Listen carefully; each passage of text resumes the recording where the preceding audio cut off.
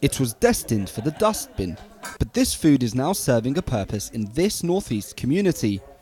This is the Cosy Crow Cafe in Gateshead, Newcastle, and it was set up to tackle malnutrition amongst older people in the local community. The food served here is all in date and has been sourced from local supermarkets through the Fair Share scheme before it was chucked out. The project was set up by local community groups. It came about from the idea of us wanting to tackle food poverty with older people, malnutrition being another massive issue with older people as well, but also there's the wider issues of food waste. Patrons are invited to pay whatever they can afford for hot meals, hot drinks and cakes. But the idea of pay what you can is something that kind of gets around the idea that people have a sense of pride, and a lot of people, especially people of a sort of an older generation, often seem to, not want to be appearing to receive handouts. So if we make it pay what you can, then it's great. Sometimes you can't afford it, but you give what you can. And I mean, I've had that lovely cannellini beans, and I've had a cake and a cup of coffee.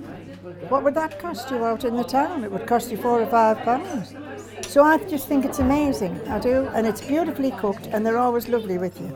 There are an estimated 5,000 people who are malnutritioned or are at risk of being malnutritioned in the Gateshead area. And there are at least 1.3 million people nationwide who are over the age of 65. Again, either malnutrition or at risk of being so. So places like this, the Cosy Crow, are seen as vital at tackling the malnutrition problem and also of giving people of the older generation a place where they can socialise. If we can help, why not? I'm retired, I'm doing nothing all day, so this is fantastic for me, Totally about social isolation. A lot of people live on their own, and it's somewhere for them to come just to, to talk to somebody else. And they'll always find somebody in these places to talk to. And, it makes for friends, and they come on a regular basis and they get to know everybody else.